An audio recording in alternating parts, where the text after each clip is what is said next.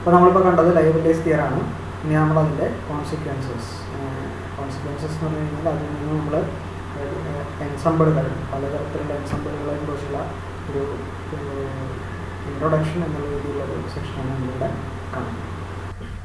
അപ്പോൾ liability theory നമുക്ക് കിട്ടി. ഇനി നമുക്ക് എന്ത് ചെയ്യണം? ഇതിൻ്റെ കോൺസിക്വൻസസ് കൂടി നോട്ട് ചെയ്യും. നമ്മൾ എൻസംബിൾ എന്നുള്ള വേർഡൊക്കെ നമ്മൾ കേട്ടു അല്ലേ? എൻസംബിൾ എന്താണെന്ന് പറഞ്ഞു, ഒരു ഫിസിക്കൽ സിസ്റ്റത്തിൻ്റെ മെൻ്റൽ കോപ്പീസ്, എല്ലാ പ്രോപ്പർട്ടീസും അവൈലബിൾ ആയിട്ടുള്ള മെൻ്റൽ കോപ്പീസ്, ഇതൊക്കെ ഈ ഫിസിക്കൽ സിസ്റ്റം ഒരു ഫൈനൈറ്റ് ടൈമിലൂടെ എത്ര സ്ഥലത്ത് കൂടെ പോകും എന്നുള്ളതിനൊക്കെ ടെസ്റ്റ് ചെയ്ത് അത്രയും മെൻ്റൽ കോപ്പീസൊക്കെ ഉണ്ടാക്കി നമ്മൾ ഒരുമിച്ച് കൺസിഡർ ചെയ്യുന്നതാണ് നമ്മൾ എന്തായിട്ട് പറഞ്ഞത് ഒരു എൻസംബിളായിട്ട് പറഞ്ഞത്. ഈ എൻസംബിൾ തന്നെ പല ടൈപ്പായിട്ട് നമ്മൾ ക്ലാസിഫൈ ചെയ്യുന്നുണ്ട്.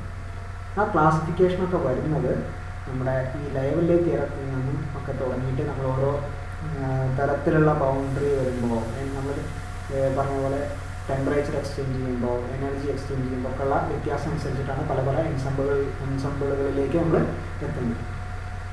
ഓക്കെ, അപ്പോൾ അതിൽ ഒരു എൻസംബിൾ എന്താണെന്നുള്ളതൊക്കെ, അല്ലെങ്കിൽ ഒരു ഡിഫറെൻറ്റ് ടൈപ്പ് ഓഫ് എൻസംബിളിലേക്കൊക്കെ എത്തുന്നത് ഈ ഒരു ലയബിലിറ്റി തിയറത്തിൽ നിന്നും നമുക്ക് ഒരു ടൈപ്പ് ഓഫ് എൻസംബിൾ എന്താണെന്നുള്ളതൊക്കെ നമുക്ക് മനസ്സിലാക്കാൻ സാധിക്കും. അപ്പോൾ അവിടെ എന്താണെന്ന് വെച്ച് കഴിഞ്ഞാൽ നമ്മൾ ലയബിലിറ്റി തിയറം പഠിക്കുന്നതിന് മുമ്പ്, അപ്പോൾ ലയബിലിറ്റി തിയറത്തിൽ മനസ്സിലാക്കേണ്ട രണ്ട് കാര്യം, ഈ ലയബിലിറ്റി തിയറം എന്ന് പറയുന്നത് ഡെൻസിറ്റി ഫംഗ്ഷൻ്റെ ഒരു പ്രോപ്പർട്ടി എന്നുള്ള പോലെ തന്നെ നമുക്ക് പറയാം അല്ലേ? ഡെൻസിറ്റി ഫംഗ്ഷൻ ഒരു കോൺസ്റ്റൻ്റ് ആണ് എന്ന് മനസ്സിലാക്കുന്നതാണ് എന്ത് ലയബിലിറ്റി തിയറം.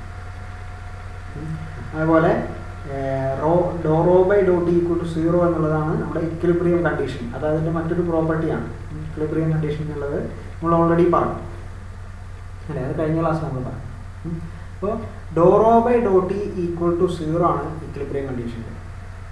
ഓക്കെ, ഈ ഇക്വിലിബ്രിയം കണ്ടീഷൻ നമ്മളിവിടെ അപ്ലൈ ചെയ്ത് കഴിഞ്ഞാൽ നമ്മുടെ ഇക്വേഷൻ നമ്പർ 10 ഇക്വിലിബ്രിയം കണ്ടീഷൻ നമ്മൾ ഓൾറെഡി അപ്ലൈ ചെയ്തു. നമ്മൾ സിസ്റ്റം ഇക്വിലിബ്രിയത്തിലായതിനു ശേഷമാണ് നമ്മൾ നോക്കുന്നതെന്ന് വിചാരിക്കാം. നമുക്കറിയാം d rho by dt 0 ആണ്.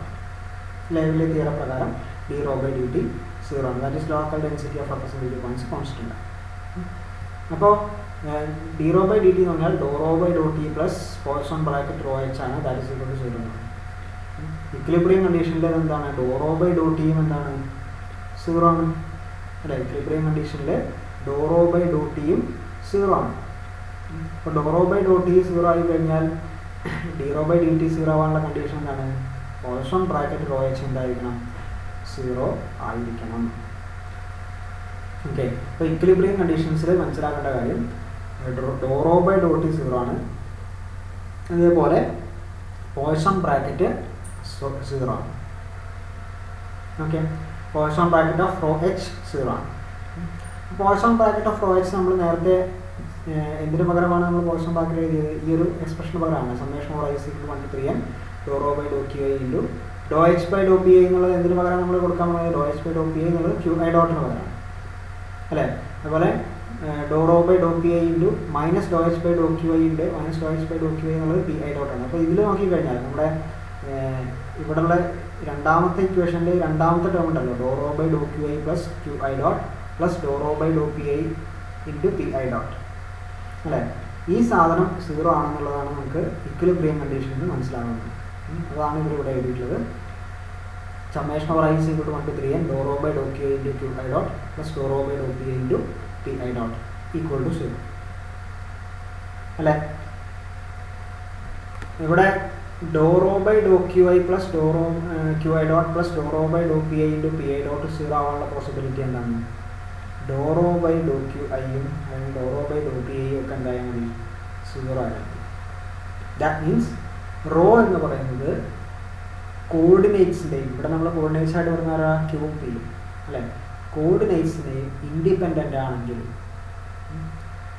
ഈ rho of Q P is equal to a constant എന്ന് നമുക്ക് പറയാം അല്ലേ? അപ്പോൾ ലയബിലിറ്റി തിയറത്തിൽ നമുക്ക് മനസ്സിലായി d rho by dt equal to 0 ആണെന്ന്. d rho by dt എന്ന് പറയുന്നത് എന്താണ്? Doe rho by doe t into doe rho by doe t plus Poisson bracket rho H ആണ്. അത് 0 ആണെന്ന് മനസ്സിലായി. ഇക്വിലിബ്രിയം കണ്ടീഷനിൽ doe rho by doe t 0 ആണ്. അങ്ങനെയാണെങ്കിൽ പോയ്സോൺ ബ്രാക്കറ്റ് റോ എച്ച് 0 ആവണം. പോയ്സോൺ ബ്രാക്കറ്റ് റോ എച്ച് 0 ആവാന്ന് പറഞ്ഞു കഴിഞ്ഞാൽ അതിൻ്റെ അർത്ഥം എന്താണ്? Doe rho by doe q i into q I dot plus Dr rho by Dr P I into P I dot 0. സമ്മേഷനൊക്കെ ഉണ്ട് കേട്ടോ, സമ്മോറായി 1 to 3 തന്നെ ഉണ്ട്, അത് 0 ആവും. ഇത് 0 ആവാനുള്ള പോസിബിലിറ്റി എന്താണ്? റോ എന്ന് പറയുന്നത് ക്യൂവിൻ്റെയും പിയുടെയും ഇൻഡിപെൻഡൻ്റ് ആയാൽ മതി. ദാറ്റ് ഇസ് റെപ്രസെൻറ്റേറ്റീവ് പോയിൻറ്റ്സിൻ്റെ ഡെൻസിറ്റി എന്ന് പറയുന്നത് density function is independent of Q and P. അപ്പോൾ ഇക്വിലിബ്രിയം കണ്ടീഷനിൽ റോ എന്തിനെ ഡിപ്പെൻഡ് ചെയ്യുന്നില്ല എന്ന് പറയുന്നത്? ടീനെ ഡിപ്പെൻഡ് ചെയ്യുന്നില്ല, ക്യൂവിനെയും പിനെയും ഡിപ്പെൻഡ് ചെയ്യുന്നില്ല.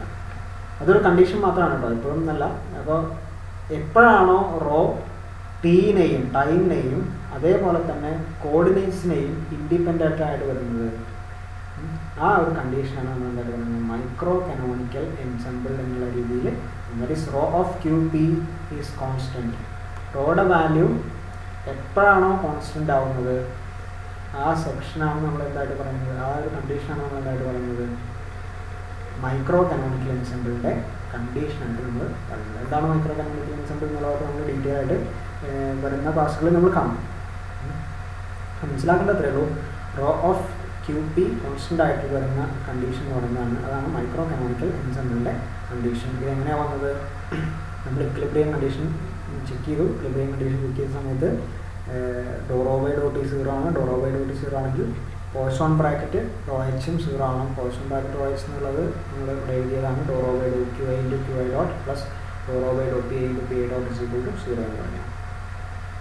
ഓക്കെ, സോ ഇതിൽ നിന്ന് നമുക്ക് മൈക്രോ കനോണിക്കൽ എൻസെമ്പിളിൻ്റെ കണ്ടീഷൻ എത്താൻ സാധിക്കും. Rho of Q P, rho എന്ന് പറയുന്ന ഡെൻസിറ്റി ഫംഗ്ഷൻ പൊസിഷൻ കോർഡിനേറ്റ്സിൻ്റെ അല്ലെങ്കിൽ നമ്മുടെ റെപ്രസെൻറ്റേറ്റീവ് ഫംഗ്ഷൻ്റെ കോർഡിനേറ്റ്സിനെ ഇൻഡിപെൻഡൻ്റ് ആയിട്ടാണ് വരുന്നതെങ്കിൽ അത് മൈക്രോ കനോണിക്കൽ എൻസെമ്പിളായിട്ട് നമ്മൾ കൺസിഡർ ചെയ്യും. ഓക്കെ, അപ്പോൾ നമ്മൾ എൻസെമ്പിൾ ആവറേജ്, മൈക്രോ കനോണിക്കൽ എൻസെമ്പിളിൻ്റെ കേസിൽ നമ്മൾ എൻസെമ്പിൾ ആവറേജിൻ്റെ എക്സ്പ്രഷൻ നമ്മൾ കഴിഞ്ഞ ക്ലാസ്സുകളിൽ നമ്മൾ കണ്ടതാണ് അല്ലേ. എഫ് എന്ന് പറയുന്നൊരു ഫിസിക്കൽ ക്വാണ്ടിറ്റിയുടെ എൻസെമ്പിൾ ആവറേജ് റെപ്രസെൻറ്റ് ചെയ്യുന്നത് എങ്ങനെയാണ്? Integral over F Q P rho d3nq into d3np divided by integral over rho d3np into d3nq. Okay, ഇവിടെ നമ്മൾ ഇവിടെ ഇൻ്റഗ്രേഷൻ എന്താണ്? നമ്മുടെ ഫംഗ്ഷൻ എന്തിനൊക്കെ ഡിപ്പെൻഡ് ചെയ്യുന്നത്? ക്യൂവിനെയും പിനെയും വിത്ത് റെസ്പെക്റ്റ് ആണ് ക്യൂവിനെയും പിനെയും ഡിപ്പെൻഡ് ചെയ്യുന്ന ഫംഗ്ഷൻസാണ് അല്ലേ. നമ്മളിവിടെ പറഞ്ഞു ഇക്വിലിബ്രിയം കണ്ടീഷനിൽ Q rho is constant, rho of Q P is constant എന്ന് പറഞ്ഞാൽ rho is independent of Q and P അല്ലേ. അപ്പോൾ റോ ക്യൂവിനെയും പിനെയും ഇൻഡിപെൻഡൻ്റ് ആണെങ്കിൽ നമുക്ക് എന്ത് ചെയ്യാം? ഈ റോവിനെ നമുക്ക് എന്ത് ചെയ്യാം? ഇൻ്റഗ്രേഷൻ്റെ പുറത്തേക്ക് കൊണ്ടുവരാം. Both in numerator and denominator. ന്യൂമറേറ്ററിലെയും ഡിനോമിനേറ്ററിലെയും റോവിനെ നമുക്ക് ഇൻ്റഗ്രേഷൻ്റെ പുറത്തേക്ക് കൊണ്ടുവരാം. സോ നമുക്ക് എന്ത് ചെയ്യാൻ സാധിക്കും? ക്യാൻസൽ ചെയ്യാൻ സാധിക്കും. അപ്പോൾ എന്താ നമുക്ക് കിട്ടുക? ന്യൂമറേറ്ററിൽ integral F Q P d3nq into d3np എന്നിട്ട് ഡിനോമിനേറ്ററിൽ integral d3nq into d3np. d3nq into d3np എന്ന് പറഞ്ഞു കഴിഞ്ഞാൽ എന്താണ്? ഡി ഒമേഗയാണ് നമ്മൾ പഠിച്ചു അല്ലേ. നമ്മൾ കൺസിഡർ ചെയ്യുന്ന സിസ്റ്റത്തിലെ വളരെ ചെറിയൊരു വോളിയം എലമെൻറ്റിൻ്റെ ഡി ഒമേഗ എന്ന് പറഞ്ഞു. ആ ഡി ഒമേഗയാണ് നമ്മൾ d3nq ഇൻറ്റു d3np എന്നായിട്ട് നമ്മൾ കണ്ടത്. ഈ d3nq ഇൻറ്റു d3npക്ക് പകരം നമുക്ക് എന്ത് കൊടുക്കാം? ഡി ഒമേഗ എന്ന് കൊടുക്കാം. അതിനെ ഇൻ്റഗ്രേറ്റ് ചെയ്ത് കഴിഞ്ഞാൽ വിത്ത് റെസ്പെക്ട് ടു ഒമേഗ അവിടെ വേറെ വേരിയബിളൊന്നും ഇല്ല. With respect to total volume ആണ് നമ്മൾ ഇൻ്റഗ്രേറ്റ് ചെയ്യുന്നത്. അപ്പോൾ ഇൻ്റഗ്രൽ d3nq ഇൻറ്റു d3np എന്ന് പറഞ്ഞു കഴിഞ്ഞാൽ ഒമേഗയാണ്. നമ്മുടെ ഈ എക്സ്പ്രഷൻ ഉണ്ടാക്കി മാറി F ensemble average of the physical quantity F is equal to 1/omega times integral F Q p into d3nq into d3np എന്നാണ് കിട്ടുന്നത്. ഓക്കെ, സോ മൈക്രോ കനോണിക്കൽ എൻസെമ്പിളിൻ്റെ കണ്ടീഷനിലുള്ള എൻസെമ്പിൾ ആവറേജ് കാൽക്കുലേറ്റ് ചെയ്യേണ്ട എക്സ്പ്രഷനാണ് ഇവിടെ നമ്മൾ കണ്ടിട്ടുള്ളത്. ഓക്കെ, അപ്പോൾ ഇവിടെ ഒമേഗ എന്ന് ചോദിച്ചു കഴിഞ്ഞാൽ എന്താണെന്ന് പറയാം? നമ്മൾ ഫേസ് സ്പേസ് എന്ന് പറഞ്ഞാൽ 6 ഡയമെൻഷണൽ ഫേസ് സ്പേസ് ആണ് അല്ലേ. വളരെ വലിയൊരു റീജിയൻ ആണ് ഫേസ് സ്പേസ് എന്ന് പറയുന്നത്. അതിൽ നമുക്ക് എല്ലാ സ്ഥലവും ഒരേപോലെ എന്തല്ല റെലവൻ്റ് അല്ല എന്ന് പറഞ്ഞു. വളരെ കുറച്ച് സ്ഥലത്ത് മാത്രമാണ് നമ്മുടെ നമ്പർ ഓഫ് റെപ്രസെൻറ്റേറ്റീവ് പോയിന്റ്സ് ഒക്കെ നമുക്ക് കൺസിഡറബിൾ ആയിട്ട് എടുക്കേണ്ട കാര്യമുള്ളൂ അല്ലേ. ഈ മൈനസ് ഹാഫ് ടൈറ്റ് മുതൽ ഈ പ്ലസ് ഹാഫ് ടൈറ്റ് വരെയുള്ള ചെറിയൊരു റേഞ്ചിലുള്ള കാര്യങ്ങൾ മാത്രമാണ് നമ്മൾ ഡീൽ ചെയ്യുന്നത്. അതുതന്നെ നമുക്ക് മൊത്തം സിസ്റ്റത്തിൻ്റെയും പ്രോപ്പർട്ടി സ്റ്റഡി ചെയ്യാൻ അത് ധാരാളമാണ്. അപ്പോൾ നമ്മൾ കൺസിഡർ ചെയ്യുന്നത് നമ്മുടെ റെലവൻ്റ് ആയിട്ടുള്ള വോള്യം എന്ന് പറയുന്നതാണ് total volume of the relevant region in phase space. മൊത്തം ഫേസ് സ്പേസിൻ്റെ വോള്യം അല്ല, മൊത്തം ഫേസ് സ്പേസിലെ നമുക്ക് ആവശ്യമുള്ള നമ്മുടെ റെലവൻ്റ് ആയിട്ട് കൺസിഡർ ചെയ്യുന്നത്. അപ്പോൾ നമ്മൾ ഈ ഒരു ഇന്ന് സ്റ്റഡി ചെയ്ത പ്രകാരം നോക്കുകയാണെങ്കിൽ നമ്മൾ ഫേസ് സ്പേസിലെ ചെറിയൊരു വോള്യൂം, ഫേസ് സ്പേസ് എന്ന് പറയുന്നത് വലിയൊരു സാധനമാണ്. ഇവിടെ ചെറിയൊരു വോള്യൂം എലമെൻറ്റ് നമ്മൾ കൺസിഡർ ചെയ്തതെന്ന് മാത്രമേ. ഈ ഒരു വോള്യൂം എലമെൻ്റായിട്ടാണ് നമ്മൾ റെലവൻറ്റ് സ്പേസ് ആയിട്ട് കൺസിഡർ ചെയ്തിട്ടുള്ളത്. അപ്പോൾ ആ റെലവൻറ്റ് സ്പേസിൻ്റെ വോള്യൂമാണ് എന്തായിട്ട് വരുന്നത്, ഒമേഗയായിട്ട് വരുന്നത്. ഓക്കെ, അപ്പോൾ നമുക്ക് മനസ്സിലായത് എന്താണെന്ന് വെച്ച് കഴിഞ്ഞാൽ എൻസെമ്പിളിലെ എല്ലാ മെമ്പറും അതിനുള്ള അവൈലബിൾ ആയിട്ടുള്ള എല്ലാ മൈക്രോ സ്റ്റേറ്റിലും കാണാനുള്ള പോസിബിലിറ്റി ഈക്വൽ ആണെന്ന് പറഞ്ഞ പോലെ തന്നെയില്ല. നമ്മളൊരു ഈക്വലെ പ്രയോറി പ്രോബബിലിറ്റി പോലെ തന്നെയാണ് നമുക്ക് ഇവിടെ വരുന്നത്. Any member of the ensemble is equally likely to be in any one of the various possible microstates എന്ന് പറഞ്ഞു കഴിഞ്ഞാൽ ഒരു ഗ്രൂപ്പ് ഓഫ് റെപ്രസെൻറ്റേറ്റീവ് പോയിന്റ്സ് ആണ് നമ്മൾ കൺസിഡർ ചെയ്യുന്നത്. ഒരു വോള്യൂം എലമെൻറ്റിൽ ഒരു ഗ്രൂപ്പ് ഓഫ് റെപ്രസെൻറ്റേറ്റീവ് പോയിന്റ്സ് വേണം അല്ലേ. ഇതിൽ ഏത് റെപ്രസെൻറ്റേറ്റീവ് പോയിന്റിലും ആ സിസ്റ്റത്തിനെ കാണാനുള്ള പോസിബിലിറ്റി എന്താണ്, സെയിം ആണ്. അതുകൊണ്ടാണ് ഒരു റെപ്രസെൻറ്റേറ്റീവ് പോയിന്റ് മൂവ് ചെയ്യുന്നതിനനുസരിച്ച് equal number of representative points നമുക്ക് എല്ലാ സമയത്തും കാണാൻ സാധിക്കും. അതിന് ചുറ്റും equal number of representative points within a given volume. നമ്മൾ മൊത്തമായിട്ടുള്ള കൺസിഡർ ചെയ്യുന്നത് നമ്മളൊരു റെലവൻറ്റ് റീജിയൻ എടുത്തും അവിടെ പെർ യൂണിറ്റ് വോള്യൂം നമ്മൾ നോക്കിക്കഴിഞ്ഞാൽ അവിടെയുള്ള റെപ്രസെൻറ്റേറ്റീവ് പോയിന്റ്സിൻ്റെ എണ്ണവും എന്തായിരിക്കും, തുല്യമായിരിക്കും. അതാണ് ഇവിടെ പറഞ്ഞിട്ടുള്ളത്. Any representative point in the swarm, swarm എന്ന് പറഞ്ഞു കഴിഞ്ഞാൽ ഗ്രൂപ്പ് എന്നാണ് അർത്ഥം. വലിയൊരു നമ്പർ ഓഫ് ആൾക്കാരുള്ള ഒരു ഗ്രൂപ്പാണ് swarm. Is equally likely to be in neighbourhood of any phase point in the allowed region of phase point. നമ്മൾ ഫേസ് സ്പേസ് എന്നാണ്, allowed region of phase space എന്നാണ്. ഫേസ് സ്പേസിലെ അലൗഡ് റീജിയനിലെ ഏതെങ്കിലും ഒരു ഫേസ് പോയിന്റ് എടുക്കുക, അതിൻ്റെ നൈബർഹുഡിലുള്ള ഗ്രൂപ്പ് ഓഫ് ആൾക്കാരുടെ എണ്ണം എന്തായിരിക്കും, സെയിം ആയിരിക്കും. നമ്മൾ ഈക്വൽ പ്രയോറി പ്രോബബിലിറ്റിയുടെ ഈക്വലൻ്റ് ആയിട്ടുള്ള സ്റ്റേറ്റ്മെൻറ്റ് തന്നെയാണിത്. അവിടെ നമ്മൾ in terms of micro state എന്ന് പറഞ്ഞു, ഇവിടെ in terms of representative points അല്ലെങ്കിൽ ഫേസ് പോയിന്റ്സ് എന്നുള്ള രീതിയിൽ പറയുന്നതിനുള്ള വ്യത്യാസം മാത്രം. ഓക്കെ, സോ ഇതാണ് നമ്മളെ റെപ്രസെൻറ്റേറ്റീവ് പോയിന്റ്സിൻ്റെ കേസിൽ നമുക്ക് പറയാനുള്ള ഒരു കാര്യം. ഇനി നമുക്കൊരു കാര്യം കൂടി ഉണ്ട്. നമ്മളിവിടെ കണ്ടു